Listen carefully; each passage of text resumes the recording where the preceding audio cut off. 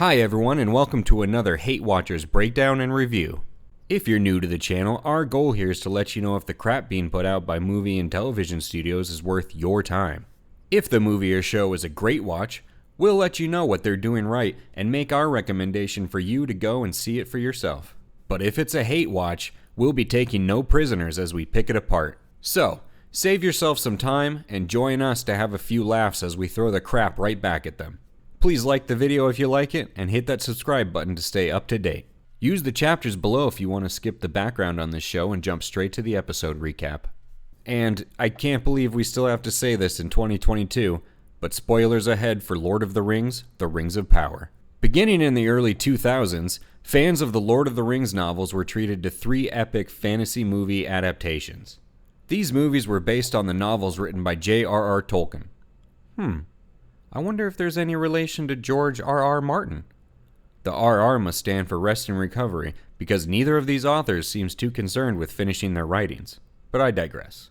This film series was at times a jaw-dropping, edge-of-your-seat movie-going experience that was universally beloved. Fans even forgave the fact that the good guys basically just used a cheat code to win toward the end. Riding the coattails of his earlier success, director Peter Jackson next sought to bring The Hobbit to the big screen, looking to stretch one book into another trilogy of films. Let's just say this made fans of Lord of the Rings miss the Lord of the Rings. The pacing in these films made each installment feel like a bloated, lumbering slog, only to culminate in subpar, over-stylized, over-CGI'd action scenes. The movies weren't awful, but they didn't measure up to what fans were accustomed to with the first trilogy. With that brief history on the critical reception of Lord of the Rings media up to this point, let's take a look at the time frame we'll be dealing with in The Rings of Power. The aforementioned Lord of the Rings and Hobbit trilogies all covered events that took place in Middle-earth during the Third Age. This period of 3,021 years began with the first defeat of Sauron at the hands of the last alliance of elves and men, and ended with Gandalf, Elrond, Galadriel, Bilbo, and Frodo departing for the Undying Lands after destroying Sauron once and for all. The Rings of Power is set to take place during the Second Age, 1,000 years before the events fans are familiar with in The Hobbit, according to one of the actors. Of course, the showrunners say it's thousands of years before this time, so we're just off to a phenomenal start in regard to respecting the established lore. Before seeing the first episodes, the best guess we have is that it will take place anywhere between 3,000 and 6,500 years before Lord of the Rings. Not based on any one book, the Rings of Power are completely derived from the unfinished appendices from the Lord of the Rings and sparse bits of in-world history about the Second Age peppered throughout the novels. At this time in Middle-earth, Sauron's former master Morgoth has just been defeated. For those who don't know, Morgoth was basically a fallen god who created all things evil in Middle-earth. Sauron, for all the power and armies we see him commanding, doesn't even come close to the existential threat that was Morgoth. If Morgoth was Mecha Hitler, Sauron was nothing more than a child throwing a tantrum. With Morgoth defeated, Sauron comes out of hiding in Middle-earth and establishes his power base in Mordor. Disguised as Anatar, the Lord of Gifts, he befriends the elves and mentors them on how to make the Rings of Power. Ooh, show title. These are the 20 rings referenced in Lord of the Rings. 9 rings for mortal men, 7 for the dwarves, 3 rings for elves that were made unbeknownst to Sauron, and 1 ring made in secret designed to dominate all the others. Or to rule them all, if you prefer it that way. Crafted during the Second Age, these rings presumably do not exist yet at the beginning of the Rings of Power, and the show will all but certainly chronicle their origin. In addition to showing us how these rings came to be and the rise of Sauron, we're also promised to see unlikely heroes rise to meet him. Of course, since this is a prequel series, we already know that they all fail, but whatever. And while all of this is likely the basis for this show's plot, we can't really say with certainty. Hell, if you only watch the trailers, you're probably wondering where all this conjecture came from. And that's because the trailers are nothing but endless exposition, grand cityscapes, and implausible action sequences with so much filtering and CGI that the 2 or 3 minutes all kind of blur together into one golden glow, and you have no idea what you just saw. If you don't do your own digging into the characters you're seeing in the trailer, you have no idea who they are or what to even expect with this show. The trailers gave us nothing but pretty pictures to look at, but lucky for you, we're here to do the research and fill you in on some of the background for this show. So far, we know we'll be meeting the dwarves of Khazad-dûm. Some familiar elves hidden away in their perfect cities, Sauron and his growing forces of Mordor, the peace and loving hippie hobbits known as the Harfoots, and the men of Numenor, whose island kingdom we will see rise and fall during the Second Age.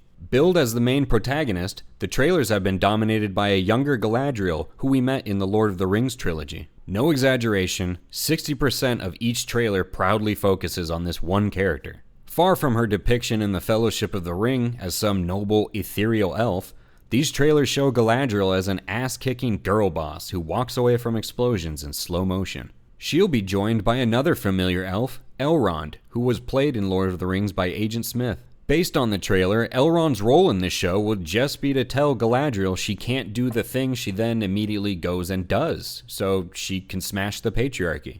We also get a few shots of Sauron disguised as a meth-head tweaker named Anatar, causing general chaos and destruction around Middle-earth. There's also this character named only the Stranger, who arrives to Middle-earth in a meteor. Some have come out and claimed that this character, who looks like a homeless person pulled right off the streets of LA, is supposed to be Gandalf.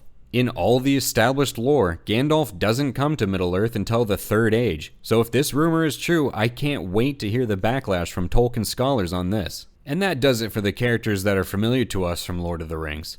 Let's hope these original Tolkien characters serve a real purpose in this show, and aren't just here to pull in existing fans before shifting the focus onto the newly created characters. Gee, where have we seen that before? Speaking of new characters, Amazon made no secret of its desire to bring in a diverse cast, and they did just that. And by diverse cast, Amazon only means being black or female. Apparently, they couldn't be bothered to search out any other group for representation, but alright Amazon, you do you. All of the cast and crew have already done all of the usual interviews and articles preparing for the backlash to the diversity in this show, which is always a good sign when no one's even seen it yet. We are hoping that Amazon took the time to find good actors to play well-written characters, and that they weren't just out there checking boxes, but I think we all know what their main goal is. Fingers crossed that Amazon didn't just make a bunch of Tolkien diversity hires. Tolkien, get it? Now, Amazon isn't taking this show lightly. It remains to be seen what kind of respect they will show the existing lore, but from a financial perspective, they are all in. This is the most expensive show ever produced, with over $1 billion put into the Rings of Power. Anyone who's been paying attention knows this, as we've lived through essentially a 6-month marketing campaign for the show. Amazon has pretty much said that the future of their subsidiary Amazon Studios rests entirely on the success or failure of the Rings of Power. Amazon wants a gritty fantasy show that becomes a cultural phenomenon like Game of Thrones, and expects this show to run for years. Prepare for this series to be a perfect case study on whether or not money alone can produce good storytelling. Whew.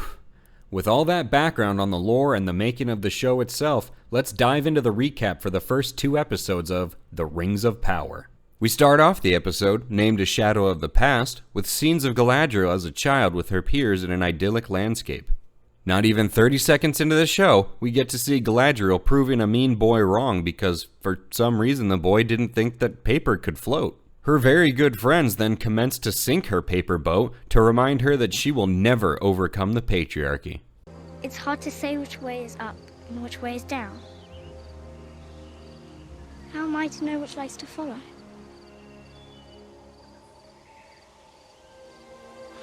You'll never overcome the patriarchy, little bitch. Men rule. A voiceover tells us of the struggles between the elves and Morgoth as we move from the elvish homeland of Valinor to an epic battlefield in Middle-earth. Here we find Nazgul and giant eagles clashing overhead, while elves are fending off waves of orcs below as the battle reaches a fever pitch. Side note, this scene and this battle look incredible. Maybe the show should have just focused on this conflict instead. Next, we get a brief intro to Sauron, who may end up being the good guy in this show if the main characters prove to be too annoying. It turns out Sauron killed Galadriel's brother Finrod, leaving his mark on his body. Galadriel is determined to take up her brother's blade and hunt down Sauron, and I mean literally. She takes the dagger off of his corpse like it was just there for people to take. Fast forwarding through a few centuries of Galadriel searching for Sauron, we catch up with her doing her typical girl boss shit, climbing a sheer wall of ice with a dagger, while wearing a set of armor from head to toe. Her party advises her that they should turn back as there's been no sign of Sauron, but of course she refuses because he's right around the corner. Right around the corner, they find Sauron's former stronghold 20 feet away, because of course there's no way our girl boss can be wrong about something. Really? No one saw this massive castle literally looming over you 20 feet away? In the stronghold, after punching through 2 feet of hardened ice, Galadriel and the party search for signs of their elusive enemy. Throughout this search, we're introduced to something that will be a common theme throughout this show. Girl boss Galadriel knows exactly where to punch the ice to open doors, where they need to be searching, and the answer to every question her party dares to ask her. Boy, this is going to get old real quick if the show keeps up this pace. Galadriel pours out some water to reveal the same mark of Sauron that was left on her brother's corpse. How this water is still liquid when everything within miles of this location is frozen solid is anyone's guess. Out of nowhere, a snow troll emerges and begins to completely massacre the company of elves. That is, of course, until Galadriel bothers to get involved, at which point she easily cuts it down without breaking a sweat, and manages to strike 3 superhero action poses. Galadriel wants to press on the search, at which point her company forms a mutiny and tells her she would need to go on herself. I don't really see the problem here. It's not like she's needed any of these people up to this point. They've only been holding her back. Cutting across Middle-earth, we follow 2 hunters who pass by a cleverly concealed Harfoot village. One young, particularly mischievous Harfoot named Nori throws her weird friend face down into the mud. Moving quickly to the elf capital city of Lindon, Galadriel has come to visit her friend, Elrond. She strokes his face and makes a quick move toward his lips when totally not gay Elrond turns to talk about some art. Galadriel wants to set out again to hunt Sauron because her drive knows no limits. Elrond tells her that she's already ignored the king's commands to limit her search, but obviously there's no consequences for that. Announcing that there's no sign of Sauron or his evil forces, King Gil-galad declares the war over and begins ordering elves to return to Valinor. Galadriel fights every fiber of her being to force a half-assed bow to a man. Galadriel wants to refuse the offer to return home because she feels it in her heart. Jumping to the lands of men for the first time, an elf named Arandir returns to the nearby village. He goes into the local tavern where the entire scene practically vibrates with unspoken racism. Until it's literally spoken. Oh, let it go, knife is. He even hits him with a, You people. I can't help but notice that none of the racist townfolk in the tavern are black. We just saw some outside, so we know there are black townsfolk. Do they not hate the elves too? Real subtle, Amazon. The elf Arondir has an interracial relationship with a human woman named Bronwyn that he has to keep secret from the townsfolk. A farmer brings his cow to identify its sickness. Arondir immediately grabs its teats and starts squeezing, only to find that the cow is producing a black sludge instead of milk.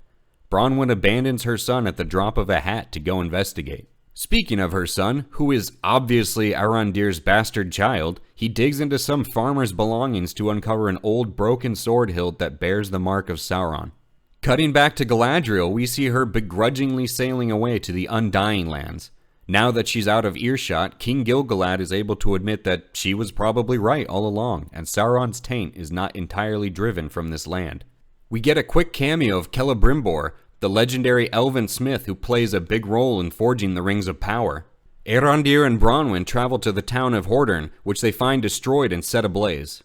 Suddenly a meteor flashes across the sky, and every main character takes note of it. Middle-earth? More like Little Earth? How small is this place if everyone sees this low-flying object from all their spread-out locations? Back to girl boss Galadriel, we find her ship approaching the Undying Lands. Right on the edge of the literal golden, ethereal plane of heaven, Galadriel's like, nah, I need to make herstory, and jumps off the boat. In the smoldering crater left behind by the meteor crash, Nori sees her first naked homeless man. Move to San Francisco, you'll see plenty. And with that, the episode comes to a close. Moving directly to the second episode, titled Adrift, we find Galadriel adrift in the sea after having jumped off her ship sailing for the Undying Lands. Really creative episode title, Amazon. Picking up where we left off with Nori, her weird friend tries to get revenge on her by shoving her into a flaming crater. Great friendship these two have. Meteor Man wakes up when Nori pokes him in the face and he immediately goes into a classic homeless meth rage. While searching Hordern, Arondir and Bronwyn find no bodies, just ground fissures and an underground passage. Back in Eregion, the city of elven smiths, we learn that Celebrimbor is ambitious and is trying to build a massive tower to house the most powerful forge to date. Celebrimbor and Elrond travel to Khazad-dûm, where Elrond plans to entreat his old friend Prince Durin for help in building this tower. Cutting back to the streets of LA, the homeless meteor man is awake and still coming down from his high, so he meth rages again. Thousands of years ahead of their time, the Harfoots have already bought into the propaganda and are eating bugs. Galadriel, having been swimming for hours or days at this point, is rescued by a raft full of refugees. These refugees were shipwrecked by a sea monster 2 weeks ago that just so happens to show up 13 seconds later. One of them tells the others to be still as the monster approaches. What is this, Tremors? How does being still help? Obviously this technique does nothing, and the monster attacks the raft.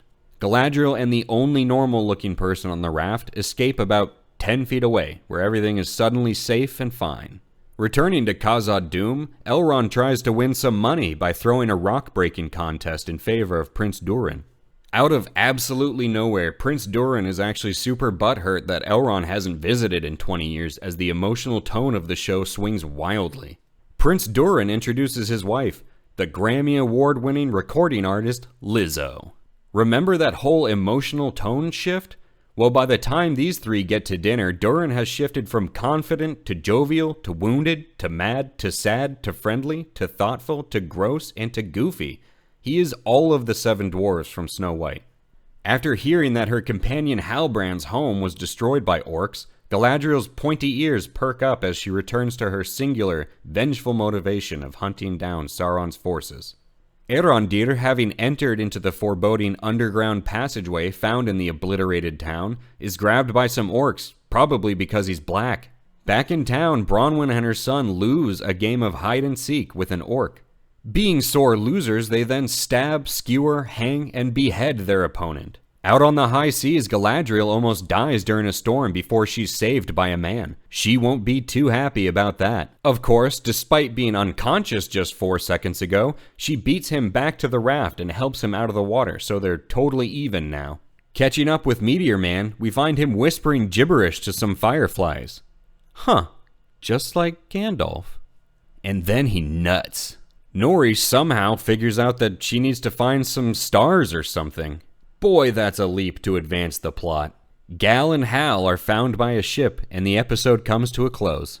Now we gotta get down to the business of reviewing this show so far. Let's start off with the obvious. This show looks incredible.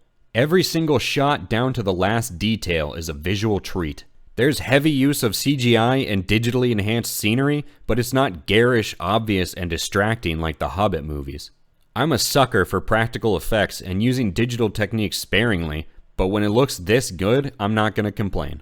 On to some of the not-so-pretty aspects of this show, we have to start right at the top with Galadriel. It's clear that this show wants to set her up as a legendary warrior on par with all the others in Tolkien's works, but the show is going about it all wrong thus far. When your character kicks ass, is right about everything, and overcomes every challenge they face with ease, you don't have an interesting character that fans can relate to. You have a Mary Sue. You need your character to have their self-belief challenged, their resolve tested, and instances where their abilities aren't up to the task. In short, you need them to fail. We don't care how high someone can go if they've never been brought low. So far, Galadriel feels frozen stiff and one-dimensional with a singular motivating drive for vengeance. All the girl boss shit is fun to meme on, but it's really just the surface-level symptom of deeper problems with the writing that produced a Mary Sue. Now, we're only 2 episodes in, and the book isn't closed on her yet, but things aren't heading in the right direction. While no problems with any other characters on the level of Galadriel's problems stand out, the sheer number of other characters is already looking like an issue.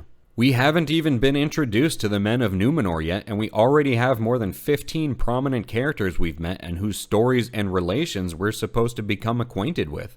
And each little group of 2 or 3 characters is off doing their own thing. If this show doesn't quickly bring some of their disconnected storylines together, the character bloat is going to feel smothering to the audience. Now, I can see most of these storylines deal with the characters finding some tainted remnant of evil in their region, so let's hope that brings a few of these groups together to alleviate this disconnected feeling. Lastly, and this is a small issue, but the world feels small so far. Everyone sees the same low-flying meteor. Arondir and Bronwyn are able to walk to another town without even the time of day changing, and the journey from a massive elvish city to a dwarven mine kingdom literally looks like a walk around the corner. It just doesn't have the same feeling we got from Lord of the Rings, where it took Frodo and Sam 6 months to take the ring to Mordor. Sure, they got sidetracked here and there, but every step forward for them felt like a mile, and it made Middle-earth feel massive. Let's just hope that all of these characters so far are limited to one portion of the map, and Amazon isn't going to take the grandeur of the world for granted. Well, we've reached the end of today's review, where we have to decide if these episodes were a great watch or a hate watch. Unfortunately, just like our last review, these episodes really don't belong in the hate or great category. The visuals really are amazing, and Tolkien's world has so much potential that you don't want to write it off too early. But as of yet, I don't have enough faith in Amazon to write their way out of the character problems they've created for themselves. While we would love to have another epic story set in Middle-earth to dive headfirst into, we can easily see this show quickly devolving into a good, old-fashioned hate watch. Thanks for making it this far into the video. Please drop a like and a comment on the video as it helps the channel grow, and hit the subscribe button to see if this show turns into a hate watch where we can really have some fun with it. Just a heads up that I will be out of town for 2 weeks, so the breakdowns and reviews for the next 2 episodes will be delayed until I get back. Subscribing to the channel will let you know when we're back on schedule, and I hope to see you then. Thanks for watching.